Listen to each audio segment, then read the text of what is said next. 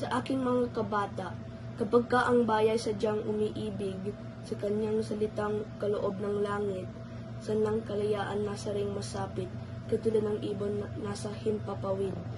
Pagkat ang salita'y isang katulan sa bayan sa nayot mga kaharian, at ang isang tao katulad kabagay ng alin mang hikla noong kalayaan. Ang hindi magmahal sa kanyang salita, mahigit sa hayop at malansang isda. Kaya ang marapat pagyamaning kusa na tulad sa inang tunay na nagpala. Ang wikang Tagalog tulad din sa Latin, sa Ingles, Kastila, at salitang anghel, sapagka ang poong maalam tumingin ang siyang agawad nagbigay sa atin.